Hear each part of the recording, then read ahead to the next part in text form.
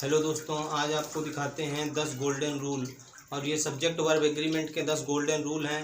पर उससे पहले हम आपको एक बात बताना चाहेंगे कि आग तन में लगी तो मन में लगा कर देख लो। आग तन में नहीं, मन में लगा कर देख लो। उम्मीदों का दीप दिल में जगा कर देख लो। आग तन में नहीं, मन में लगा कर देख लो। उम्मीदों का दीप दिल में जगा कर देख लो। और आज के कर्मों को कल पे क्यों टालते हो? आज के कर्मों को कल पे क्यों टालते हो? कल की जरूरतों को आज आजमा के देख लो। और समय की चाल से चलना अमर वरदान है। समय की चाल से चलना अमर वरदान है। आगे बढ़ना है तो तुम कदम बढ़ा के देख लो। आगे बढ़ना है तो तुम कदम बढ़ा के देख लो। और आग तन में नहीं, मन में लगा के देख लो। आइए दोस्तों, आपको दिखाते हैं subject verb agreement. Subject verb जो एग्रीमेंट है, इसके 10 गोल्डन रूल हैं।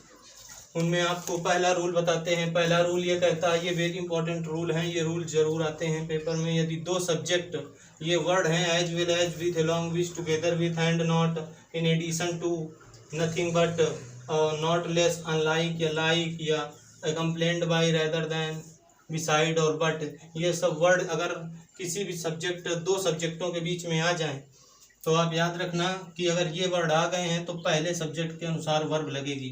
तो पहले सब्जेक्ट के अनुसार जो वर्ब लगेगी वो देखो, इज लगी है राम के अनुसार। अगर पेरेंट्स के अनुसार लगती तो ये बहुवचन है, इसके अनुसार यहाँ पर इज की जगह आर हो जाता। तो ये रूल देखो, my father unlike my uncles is very strict. तो यहाँ पर क्या होगा, my father unlike my uncles जो है प्लूरल है। तो देखो प्लूरल इसके अनुसार नहीं लगी ना, पहले के अनुसार लगी तो इज लगी है। तो ये खुला रूल है कि पहले के अनुसार ही लगेगी, चाहे जो हो। दूसरा रूल है, कह रहा है इसमें जस्ट इसका उल्टा है कि जो ये वर्ड है नाइदर, नॉर, आइदर और, not only but also, nor या नन बट, ये वर्ड जब आ जाए तो इनमें हमेशा याद रखना कि दूसरे के अनुसार लगेगी। इनमें पहले के अनुसार, और अगर ये वर्ड आ जाए तो दूसरे के अनुसार। बिल्कुल सिंपल है। जैसे आइदर राम और हिज पेरेंट्स, यहाँ पेरेंट्स के अनुसार लगी, ये बहुवचन है, यस लगा है तो हैव लगा। राम के अनुसार लगती तो है लगता। तो ये जस्ट उल्टे हैं। तो बिल्कुल सरल है कि जब आइदर और नाइदर, नॉर, बट, आल्सो वगैरह आ जाए तो दूसरे के अनुसार, और ये वर्ड आ जाए तो पहले के अनुसार। अगला रूल क्या है, कलेक्टिव नाउन। देखो कलेक्टिव नाउन के साथ हमेशा सिंगुलर वर्ब का प्रयोग करते हैं।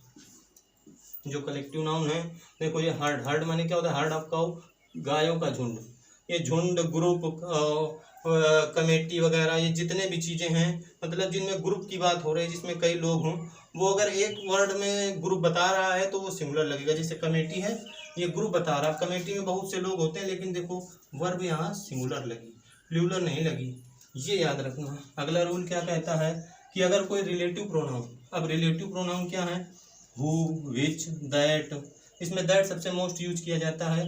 तो अगर ये जो रिलेटिव प्रोनाउन है, ये रिलेटिव प्रोनाउन के द्वारा सब्जेक्ट को एक वर्ब से जोड़ा जाए तो वर्ब उस सब्जेक्ट के अनुसार आनी चाहिए जो रिलेटिव प्रोनाउन का एंटीसीडेंट हो, मतलब उससे पूर्व आया हो, पूर्वगामी। मतलब जैसे दैट है, अब ये दैट से पहले वुमेन आया है, तो यहाँ इसलिए वुमेन के अनुसार वर्ब हैज लगी है, तो ये गलत है। यहाँ पर क्या होगा, हैव होगा। क्यों?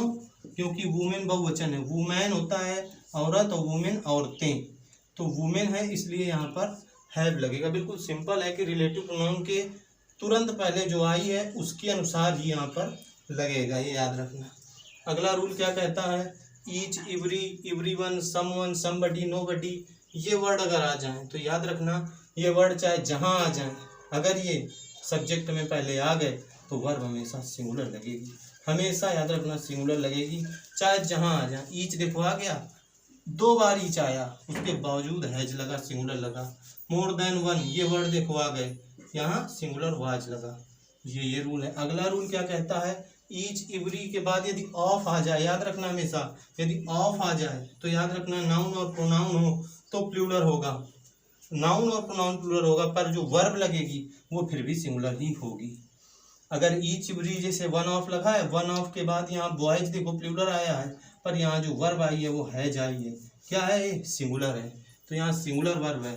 ईच, एवरी के बाद ऑफ अगर आ जाए तो जो नाउन प्रोनाउन होगा वो तो प्लूरल होगा, पर वर्ब फिर भी सिंगुलर होगी। ये देखो, every of the girls, girls तो प्लूरल है, पर ये वर्ब जो है ये सिंगुलर है, याद रखना। अगला रूल कहता है, प्लूरल नाउन या प्लूरल प्रोनाउन के बाद अगर ईच आ जाए, इन्हीं में से ईच तो आया, ये ईच का प्रयोग अगर हो तो प्लूरल माना जाता है। कैसे? प्लूरल नाउन या प्लूरल प्रोनाउन के बाद यदि ईच आ जाए तो प्लूरल माना जाता है। उसके साथ प्लूरल वर्ब का प्रयोग होता है जब बाद में आए, पहले नहीं। देखो वी लगा है, ये वी करता है, इसके बाद आया है, और जब बाद आया है इसलिए यहाँ पर हैव लगा है। अगर ये पहले आ जाता ना तो यहाँ भी हैज लगता है, याद रखना। तो यदि ई चिवरी ये बाद में आए कर्ता के तो प्लूरल माने जाते हैं, यही रूल है।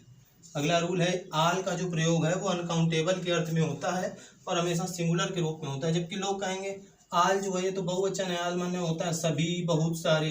तो लेकिन आल इज वेल, यहाँ इज क्यों लगा? क्योंकि अनकाउंटेबल है, गिना नहीं जा सकता ना। आल कितने भी लोग हो सकते हैं, इसलिए यहाँ इज का प्रयोग होगा। अगला रूल कहता है, ये देखो वर्ड है, ये अनकाउंटेबल वर्ड है, इनका प्लूरल नहीं बन सकता। फर्नीचर का प्लूरल नहीं बन सकता। Work, evidence, equipments, news, information, luggage, baggage, percentage, poetry, knowledge, dirt, traffic, electricity, music, ब्रेकरी, stationery, scenery, confectionery, poetry, bakery, cookery और बिहेवियर, ये इनका प्लूरल ही नहीं बन सकता। आप बना के देख लो, इनका प्लूरल कई कंडीशनों में बनता है जब इनके साथ कोई प्रीपोजिशन ऐड होती है। ऐसे सिंपल तरीके से हमेशा अनकाउंटेबल होते हैं, तो अनकाउंटेबल चीज़ हमेशा सिंगुलर वर्ब यूज करती है। तो जहाँ भी ये वर्ड आ जाए वहाँ हमेशा सिंगुलर ही लगाना, कभी प्लूरल मत लगाना। चाहे जहाँ आ जाए हमेशा सिंगुलर, कहीं प्लूरल मत लगा देना। और लास्ट रूल हमारा कहता है कि कुछ वर्ड आते हैं जैसे न्यूज, इनिंग्स, इनमें यस लगा है तो ऐसा लगता है ये प्लूरल है। इन्हें जैसे देखो फिजिक्स, इनमें यस लगा है। मैथमेटिक्स, ऐसा लगता है यस लगा है तो प्लूरल है।